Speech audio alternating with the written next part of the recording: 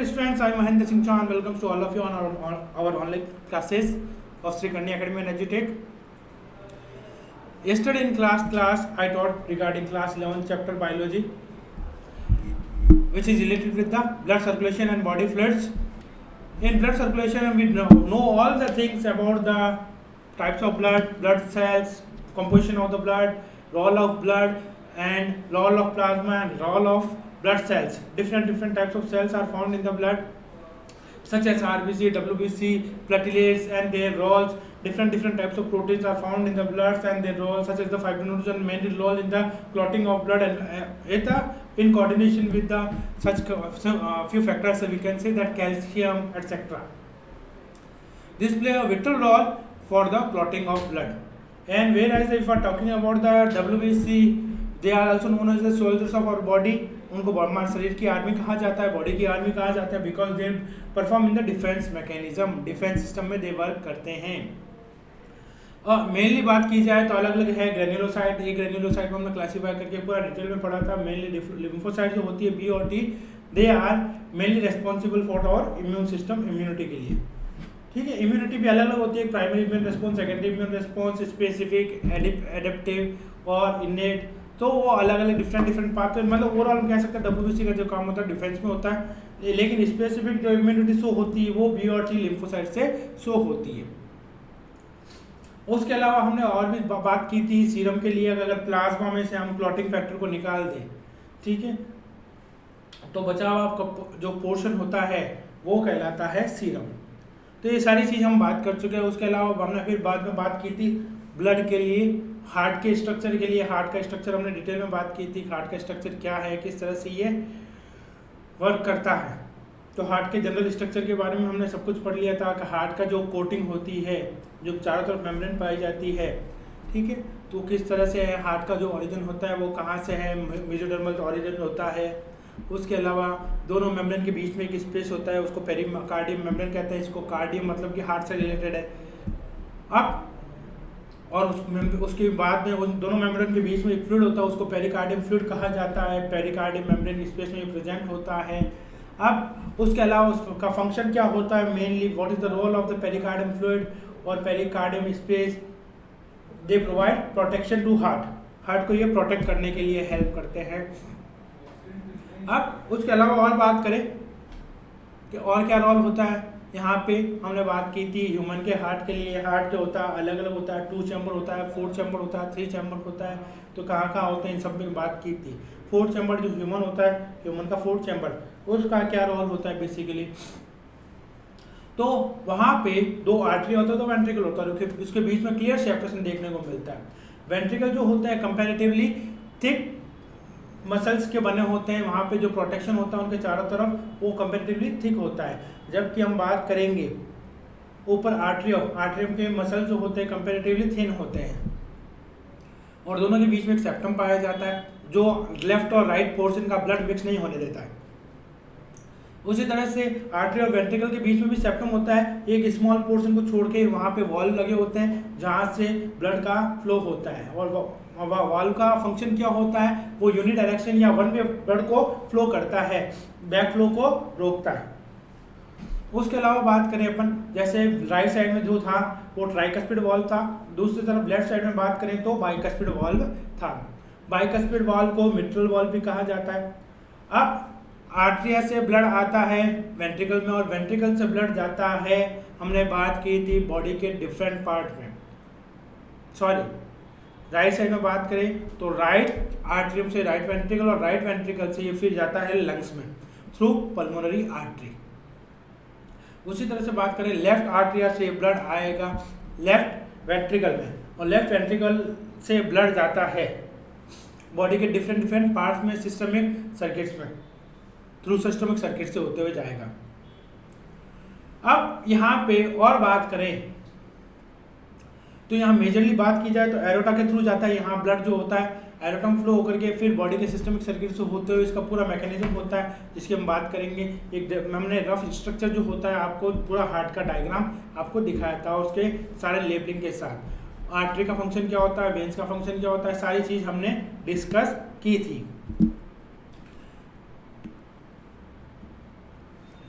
तो उसके अलावा हमने बात की थी कि यहाँ पे जिस तरह से आर्टरी और वेंट्रिकल के बीच में वॉल्व होता है, उसी तरह से जब वेंट्रिकल से ब्लड फ्लो करता है वहाँ पर भी एक वॉल्व होता है, उसको कहा जाता है सेमिल्यूनर वॉल्व।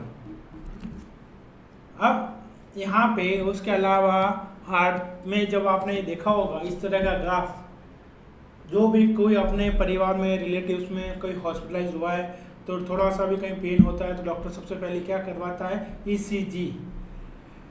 तो ये ईसीजी होता क्या है, ये देख रहे हैं आपको, इस तरह का एक ग्राफ जनरेट होता है, पी क्यू आर एस और टी। इसको कहा जाता है इलेक्ट्रोकार्डियोग्राफ।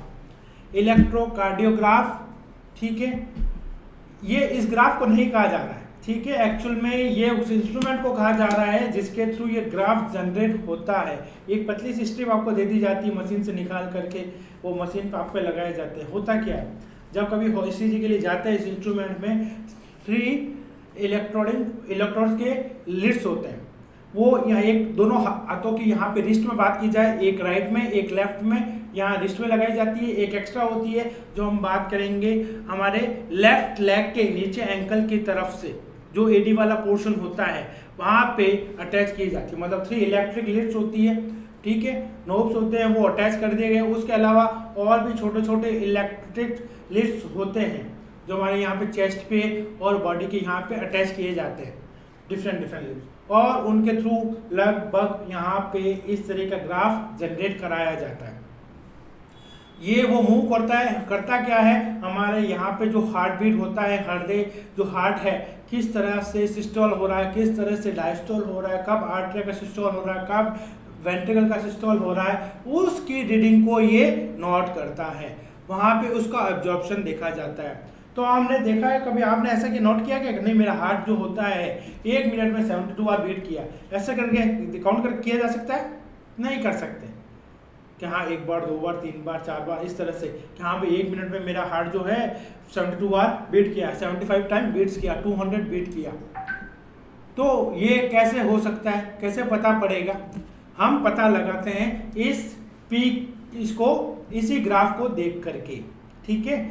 अब ये जो ग्राफ जनरेट हुआ है इसको कहा जाता है इलेक्ट्रोकार्डियोग्राम। इलेक्ट्रोकार्डियोग्राम।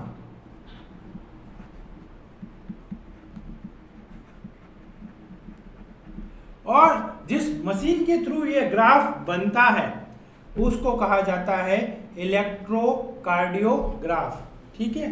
तो P का मतलब क्या होता है और QRS का मतलब क्या होता है? P का मतलब अगर हम बात करें तो P स्टैंड करता है कि आर्टरिया में अब सिस्टोल का प्रोसेस इंस्टेंट शुरू हो गया है, ठीक है।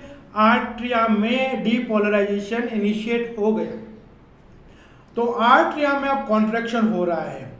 फिर आता है QRS। तो आर्टरिया के बाद बारी होती है कॉन्ट्रैक्शन की वेंट्रिकल्स की। तो हमने एक कल चीज़ बात की थी, डबल सर्कुलेशन है, टॉपिक बचा हुआ हमारे सिलेबस का, उसमें फिर से थोड़ा बताऊंगा। लेकिन आप इस चीज़ को देखिए, ये कह रहा है कि जो आर्टरिया है उसका कॉन्ट्रैक्शन होना इनिशिएट हो गया है। फिर QRS में बात की है, Q पे यहाँ पे जो वेंट्रिकल है वहाँ पे इसका डीपोलराइजेशन होना स्टार्ट हो गया है इस तरह से। तो QRS तीनों के तीनों वेंट्रिकल से रिलेटेड होते हैं कि ये कंप्लीटली वेंट्रिकल को कॉन्ट्रैक्ट करते हैं, ठीक है।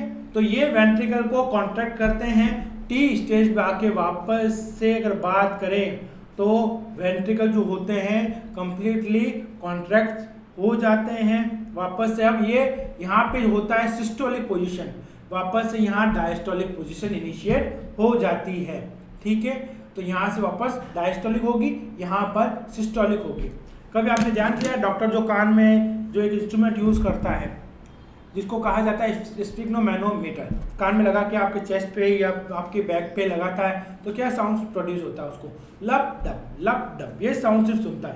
तो लब डब साउंड जो होता है किसी वजह से होता है, इसी ग्राफ की वजह से, आर्टरी और वेंट्रिकल जो होता है उसकी वजह से। पहले आर्टरी और पहले होता है जॉइंट डायस्टोल, फिर आर्टरियल डायस्टोल, फिर वेंट्रिकल डायस्टोल, फिर यहाँ पे सिस्टोल होता है लास्ट में। ठीक है, तो ये इस तरह से चलेगा। ये सारा एक रफ मैंने आपको बता दिया है। तो ये क्या है उसके लिए मैं बता चुका हूँ। तो इलेक्ट्रोकार्डियोग्राफ क्या है? एक मशीन है जिसके थ्रू इलेक्ट्रोकार्डियोग्राम जनरेट किया जाता है। मैंने आपको बताया था ये जो एक मशीन है जिसके थ्रू क्या जनरेट किया जाता है? इलेक्ट्रोकार्डियोग्राम। एक जो ग्राफ जनरेट होता है, जो हमारे डॉक्टर हमें चेक करके, या टेक्नीशियन जो होते हैं वो हमारे डायग्नोस करने के बाद हमें एक छोटी सी पतली सी लंबी सी स्लिप सी दे देते हैं। उसमें सिर्फ ये आपको इस तरह के ग्राफ मिलते हैं। उसके अलावा जो हम हार्ट बीट काउंट करते हैं, वो टोटली हार्ट बीट किस पे है? तो वो इस QR स्पेस पे है कि 1 मिनट तक उन्होंने आपको चलाया ECG की, 1 मिनट तक ऐसे कितने ग्राफ मिल रहे हैं QRS के, कि वेंट्रिकुलर सिस्टोल जो हो रहा है यहाँ पे उसके कितना हुआ है। वेंट्रिकुलर सिस्टोल जितना होगा उतना आर्टरियल सिस्टोल भी होगा। ठीक है, तो एक चीज काउंट करके हम बता सकते हैं कि 1 मिनट में सपोज ये 80 मिले हैं, तो हार्ट बीट कितनी हो गई है? 80 पर मिनट। क्लियर? अगर ऐसे ग्राफ 60 मिलते हैं तो कितनी हो जाएगी? 1 heart beat per minute, sorry 1 heart beat per second. तो इलेक्ट्रोकार्डियोग्राफ तो एक मशीन होती है जिसका यूज किया जाता है इलेक्ट्रोकार्डियोग्राम को जनरेट करने के लिए। ECG is a graphical representation of the electrical activity of the heart during a cardiac cycle। तो ये क्या होता है? यहाँ पे ग्राफिकल रिप्रेजेंटेशन हो रहा है किसका? Electrical activity of the heart. जो हार्ट की जो इलेक्ट्रिकल एक्टिविटी हो रही है उसका ग्राफ के फॉर्म में रिप्रेजेंटेशन हो रहा है। कब? जब कार्डिक साइकिल चल रही है। कार्डिक साइकिल हमने पढ़ा था, आर्टरियल कॉन्ट्रैक्शन, वेंट्रिकल कॉन्ट्रैक्शन, ठीक है, फिर दोनों का सिस्टोल और डायस्टोल, ये सारी चीजें हमने पढ़ी थी। अब ECG is a graphical representation of the electrical activity of the heart during a cardiac cycle. A patient is connected to the machine। और वो जो मशीन आपको बता रहा हूँ ना मैं, जो क्लिप लगाए जाते हैं वो सारे छोटा सा इंस्ट्रूमेंट, ज़्यादा बड़ा नहीं है मशीन ये। तो ये उससे पेशेंट को कनेक्ट किया जाता है विथ 3 इलेक्ट्रिकल लीड्स। मैंने आपको बताया था इलेक्ट्रिकल लीड्स से कनेक्ट किया जाता है। अब 2 तो यहाँ कनेक्ट की जाती है, एक राइट यहाँ पे रिस्ट पे, एक लेफ्ट रिस्ट पे, और तीसरी की जाती है लेफ्ट के एंगल पे। मैंने आपको बताई थी AD पे जो कनेक्ट की जाती है। तो 1 to each wrist and one to the left ankle. तो 3 इलेक्ट्रिकल लीड्स कनेक्ट की गई है दोनों हाथों के रिस्ट पर और लेफ्ट लेग के एंकल पर AD पर कनेक्ट की गई है। That continuously monitor the heart activity. उससे हार्ट की एक्टिविटी को मॉनिटर किया जाता है, रेगुलर देखा जाता है, 1 मिनट 2 मिनट जो भी है। तो हमने बताया था उससे हार्ट की एक्टिविटी को हम पता लगा सकते हैं।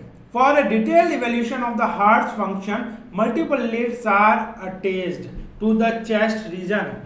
और डिटेल स्टडी करनी है तो मैंने कहा यहाँ पे थोड़ा सा गम लगा करके और भी लीड्स लगाई जा सकती है हार्ट के। ठीक है, कि अगर हार्ट के हम डिटेल स्टडी करना चाहते हैं, हार्ट फंक्शन प्रॉपरली और नॉट, तो इस तरह की सारी चीज़ों की स्टडी करनी है डिटेल्स में, तो मल्टीपल लीड्स का यूज किया जा सकता है। और कहाँ लगाएंगे? चेस्ट वाले रीजन के आसपास। ठीक है, here we will talk only about the standard ECG। तो हम यहाँ पे सिर्फ किसकी बात कर रहे हैं? जो स्टैंडर्ड ECG होते हैं सिर्फ उसी की बात कर रहे हैं। तो उसमें कितनी लीड्स लगती है? उसमें 3 लीड्स लगती है, 3 इलेक्ट्रिकल लीड्स लगती है। मैं आपको तीनों बता चुका हूँ, दोनों हाथों के रिस्ट पे लगेगी और एक लेफ्ट एंकल पे लगेगी, और उससे रेगुलर कंटिन्यूसली हार्ट की एक्टिविटी को मॉनिटर किया जाता है। Each picture ECG is identified with a letter from P to T that correspond to a specific electrical activity of the heart। तो यहाँ क्या होता है? P से T तक का एक ग्राफ मिला हमें, ठीक है, पिक्स मिले, और वो क्या कर रहे हैं? हर एक चीज की एक स्पेसिफिक इंफॉर्मेशन दे रहा है। ये देखो P से स्टार्ट हुआ T तक है, फिर ये वापस आप देखोगे ये वापस से P आ गया है, ये P है, फिर वापस से QRS। तो ये चीज वापस से चलती रहेगी।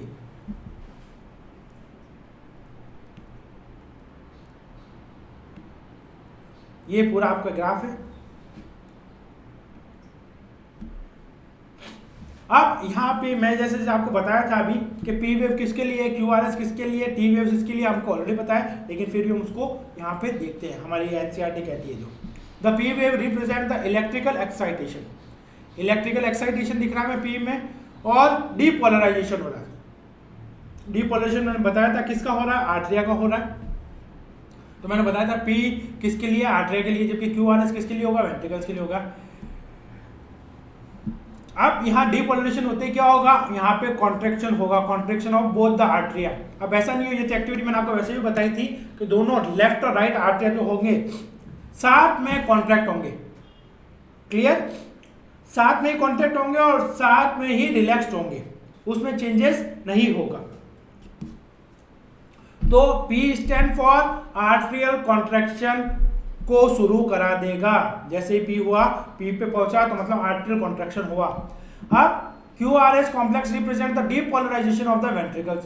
अब किसके लिए आया ये, वेंट्रिकल्स के डीपोलराइजेशन के लिए। इसकी वजह से क्या होगा, इनिशिएट वेंट्रिकुलर कॉन्ट्रैक्शन, तो मतलब कि यहाँ वेंट्रिकुलर का कॉन्ट्रैक्शन होगा। जो दोनों वेंट्रिकल्स हैं वो दोनों साइमल्टेनियसली साथ साथ में कॉन्ट्रैक्ट होंगे, ठीक है। The short contraction start shortly after Q। तो जो हम बात करेंगे कॉन्ट्रैक्शन कब स्टार्ट होगा, जस्ट Q के बाद से कॉन्ट्रैक्शन स्टार्ट होगा, ठीक है। And marks the beginning of the systole, उसके साथ साथ ही क्या होगा, सिस्टोल की बिगनिंग होगी। सिस्टोल मतलब कॉन्ट्रैक्शन ऑफ आर्टेरिया और वेंट्रिकल, किसी की भी जिसके लिए पर्टिकुलर रेफरेंस में बात की जाए तो उनका कॉन्ट्रैक्शन होता है।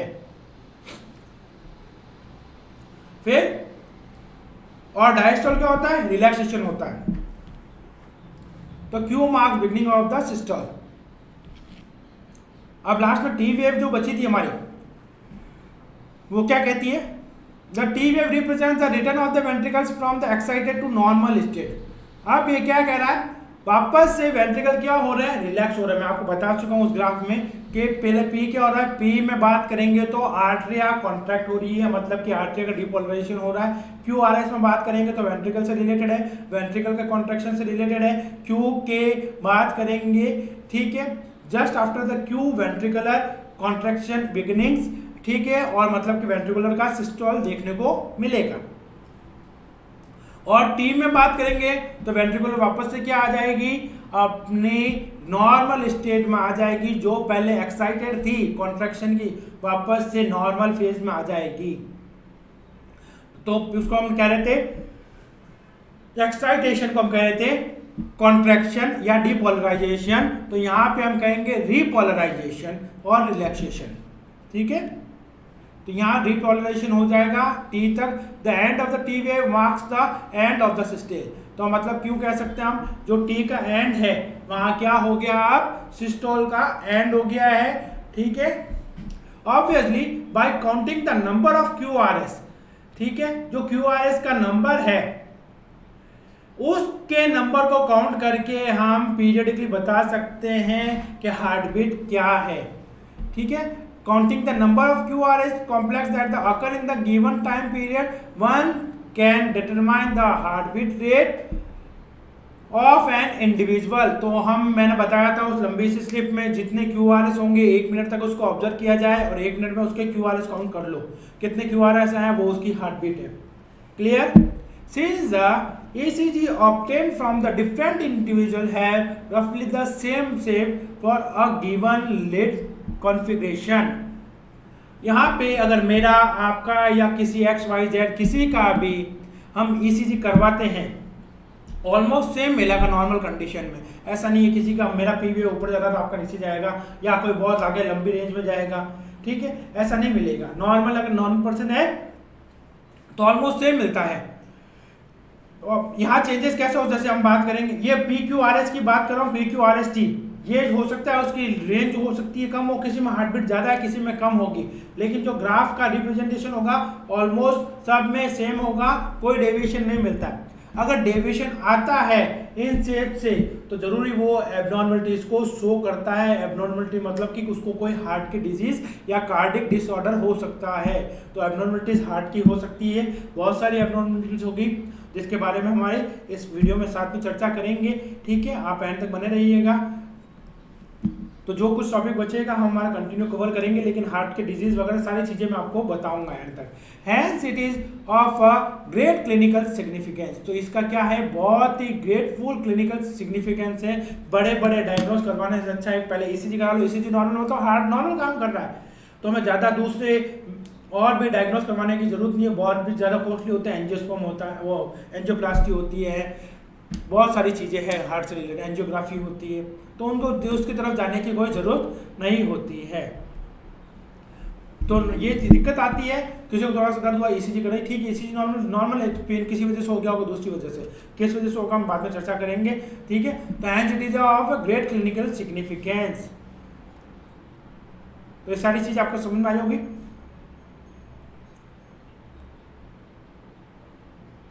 तो नहीं आई तो मैं एक बार रिपीट कर देता हूँ यहाँ पे कि यहाँ किस तरह से ये प्रोसेस किया जाता है।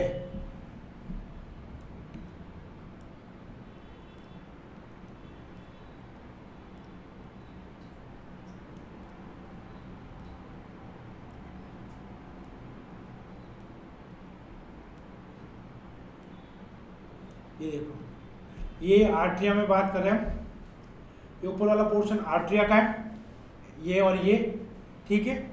यहाँ पे देखो, क्लियर,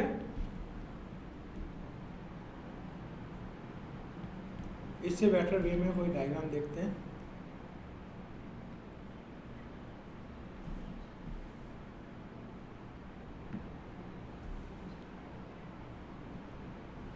चलिए, तो यहाँ पे फर्स्ट ब्लड आता है, आर्टरिया में ब्लड आया तो वहां पे फिर आर्टरिया क्या होगी, कॉन्ट्रैक्ट होगी, तो पी वेव उठेगी, पी वेव में इंपल्स बनेगा, ठीक है। पी वेव में इंपल्स बनने से अब इंपल्स हार्ट के बात करेंगे तो हार्ट कैसा होता है, मायोजेनिक होता है। मैंने आपको कल भी बताया था ह्यूमन हार्ट कैसा है, मायोजेनिक है, सेल्फ इंपल्स जनरेट करता है, खुद आयंस के फॉर्म में इंपल्स को जनरेट कर रहा है। अब उसके बाद ये इंपल्स को जनरेट करने के बाद यहाँ पे इसका कॉन्ट्रैक्शन होता है दोनों आर्टरियों का, तो दोनों आर्टरियों का जो कॉन्ट्रैक्शन होता है मतलब कि डीपोलराइजेशन ऑफ आर्टरिया, डीपोलराइजेशन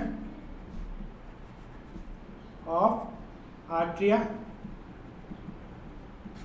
आर्टरिया का डीपोलराइजेशन होगा, तो कहां से होगा, पी वेव से आपको देखने को मिलेगा।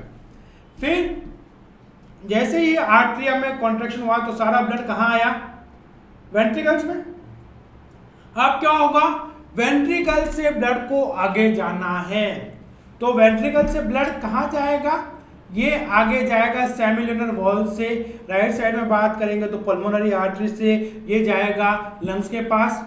ये देखो, ये वेंट्रिकल वाला पोर्शन है, यहां से ये चला गया, ये वॉल जो है सेमिलुनर वॉल है, और यहां से ये चला गया पल्मोनरी आर्टरी से लंग्स में, ठीक है। ये लंग्स है आपके बड़े बड़े। तो फिर बारी आती है डीपोलराइजेशन ऑफ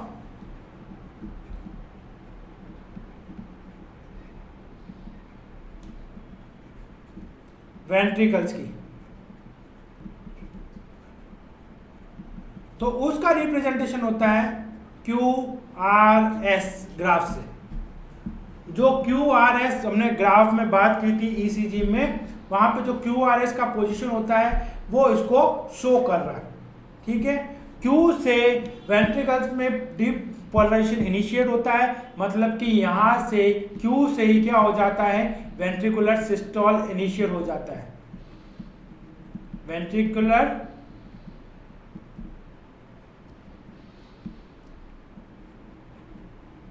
सिस्टोल जो है वो इनिशिएट हो गया है, वो प्रारंभ हो गया है। और यहां पे बात करेंगे QRS, हम इस तरह से ग्राफ बनता है।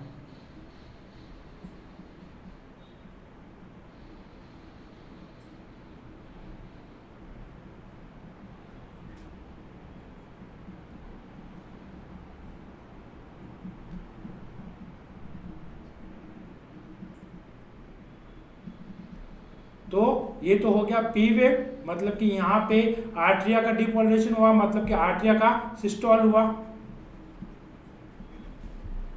और यहाँ पे देखेंगे तो ये हो गया Q, ये ऊपर वाला हो गया R और ये हो गया S। तो T तक आते आते यहाँ पे जो होता है सिस्टोल कंप्लीट खत्म हो जाता है और T तक आते आते कैसी कंडीशन आ जाती है, रीपोलराइजेशन की। किसका? रीपोलराइजेशन ऑफ वेंट्रिकल्स, कि वेंट्रिकल्स का रीपोलराइजेशन हो गया है, कि रीपोलराइजेशन ऑफ वेंट्रिकल्स। अब यहां से वापस से ये जो है ग्राफ बनेंगे, ये फिर से P आ गया, ये Q, ये R, S और फिर से T आ जाएगा। तो इसका रिपीटेशन होगा। तो एक ह्यूमन बीइंग में, नॉर्मल ह्यूमन बीइंग में जो होता है, ये सारे ह्यूमन बीइंग की बात की जाए, जब नॉर्मल कंडीशन में है तो सबका ग्राफ एक जैसा मिलता है।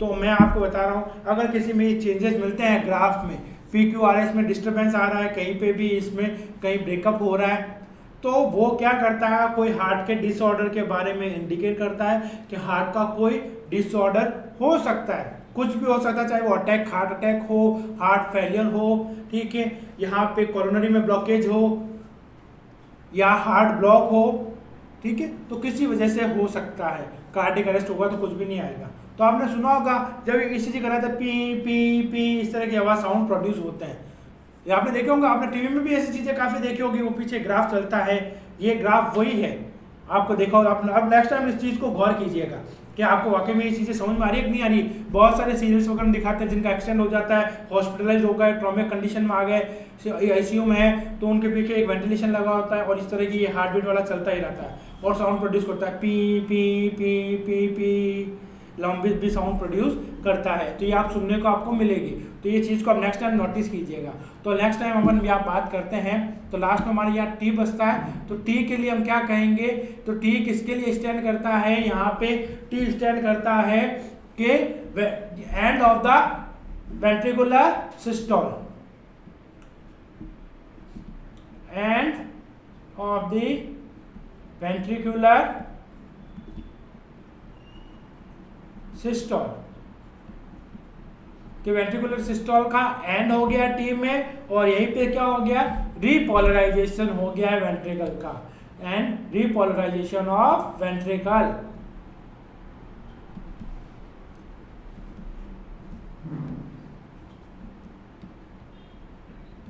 तो ये चीज पूरी आपको समझ में आई होगी कि हार्ट किस तरह से काम करता है। तो हमेशा हमने ECG लोगों को देखा है कि हॉस्पिटलों में ECG किस तरह से होती है, पिक्चरों में देखा है, मूवी सीरियल्स में देखा है, लेकिन आज सारी उसको मैकेनिज्म को हमने अच्छे से समझ लिया है कि ECG क्या होती है। ECG एक मशीन है, इट इज अ मशीन।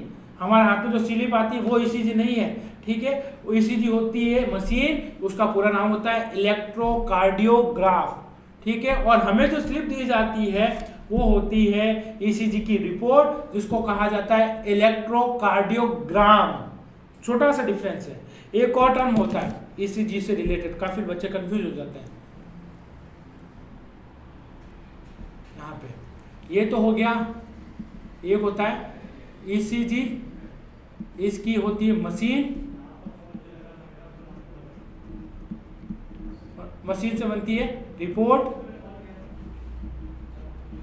और रिपोर्ट को क्या कहते हैं, मशीन को कहा जाता है इलेक्ट्रोकार्डियोग्राफ।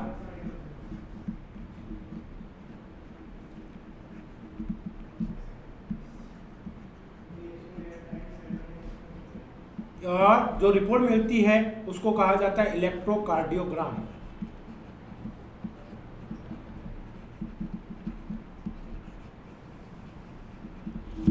तो क्लियर, ये चीज समझ में आ गई होगी। ये किससे रिलेटेड है, ये आर्टरिया से रिलेटेड है। बाकी के सारे किससे रिलेटेड है, बाकी के सारे वेंट्रिकल से रिलेटेड होते हैं।